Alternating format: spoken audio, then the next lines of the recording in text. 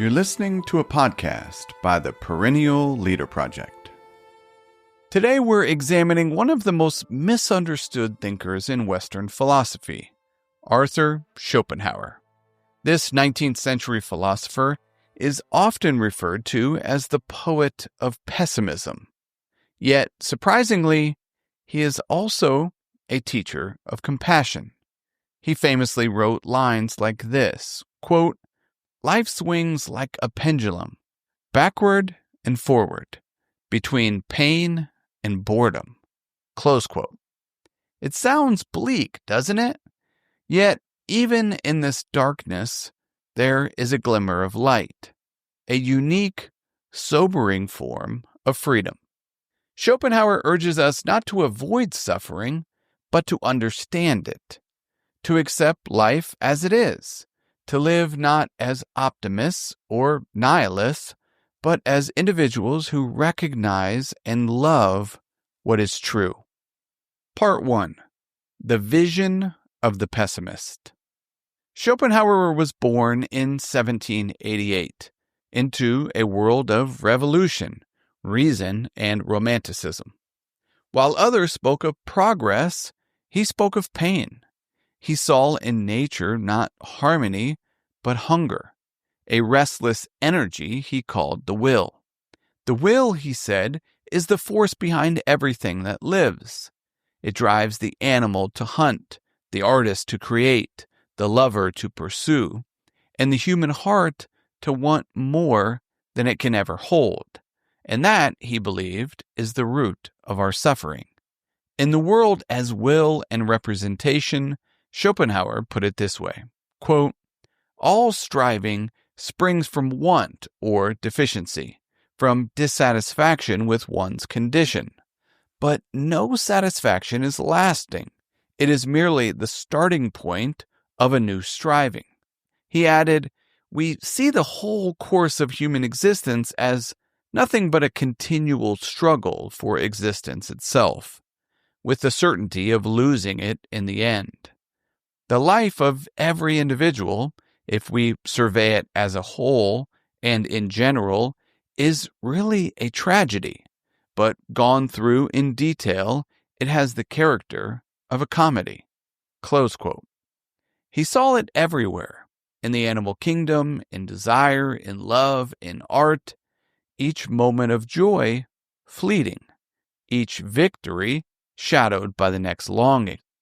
His insight is confirmed by modern psychology. We refer to it as the, quote, hedonic treadmill, the relentless return to baseline after every achievement. No matter how much we acquire, we remain wanting. But Schopenhauer wasn't trying to depress us. He was trying to wake us up. For when we stop expecting life to be what it isn't, we can finally meet it as it is. And from that clarity, interestingly, comes compassion. Part 2. The Compassionate Pessimist. Schopenhauer's pessimism is not cruelty, it's tenderness. The direct knowledge of another's suffering leads us to go to his aid, he insisted. This is the great mystery of ethics. For Schopenhauer, compassion, or feeling with, is the only true morality. When we see clearly that all beings suffer from the same restless will, we can no longer treat others as mere means to our ends. We recognize ourselves in their pain.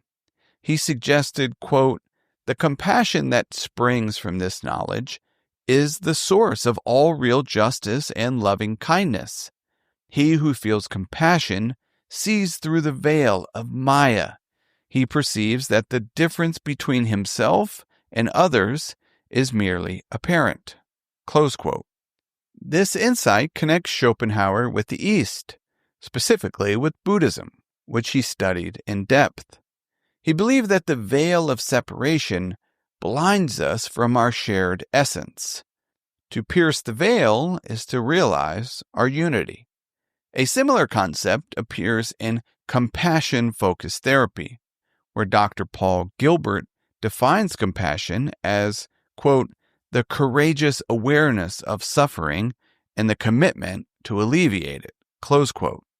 This form of courage begins with clear perception, willingness to face life's pain without denial, and persists in love despite it. Pessimism, then, is not the rejection of life. It is love refined by truth.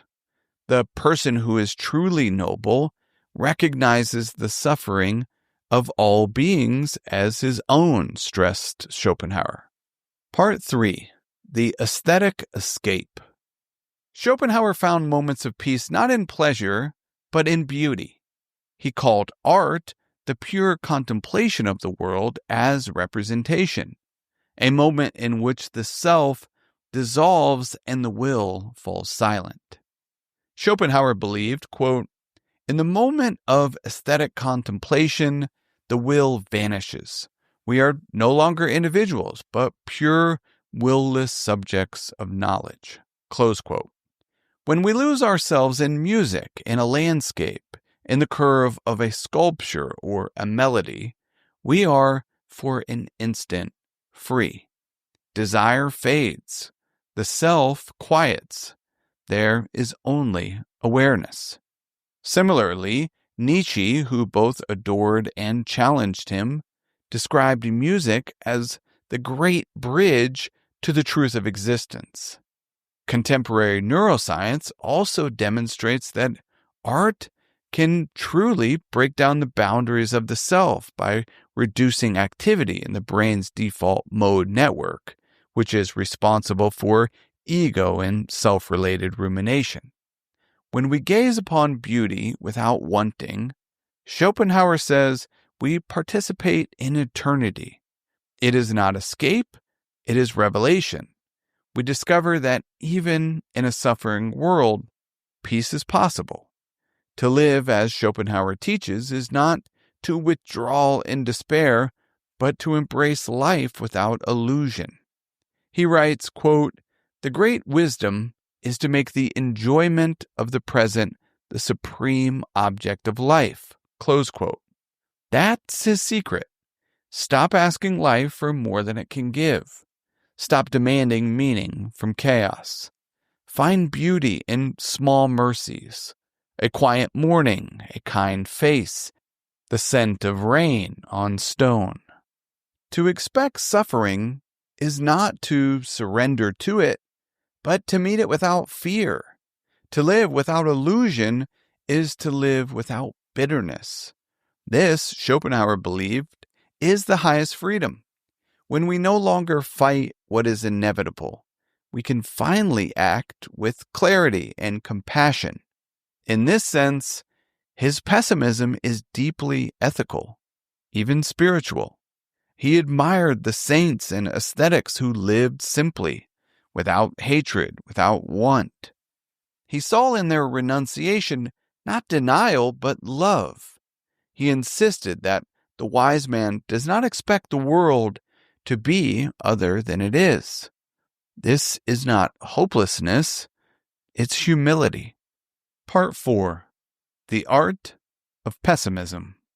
To practice the art of pessimism is to see clearly, feel deeply, and live gently. It is about understanding, as Schopenhauer did, that peace is not the absence of pain, but the absence of illusion. That compassion is not weakness, but wisdom. That joy, when it arrives, is not a reward, but a grace.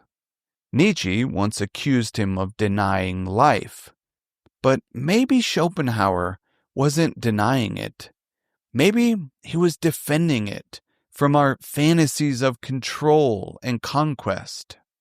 Schopenhauer reminds us, every being suffers, every joy fades, and yet the world remains mysteriously beautiful.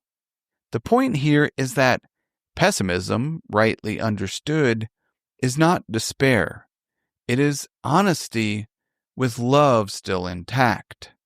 As Schopenhauer put it, quote, "The more clearly one sees the world suffering, the less one is likely to seek one's happiness in it." Close quote. So let us live not as optimists expecting perfection, nor as nihilists denying meaning, but as gentle pessimists, awake, compassionate, and free.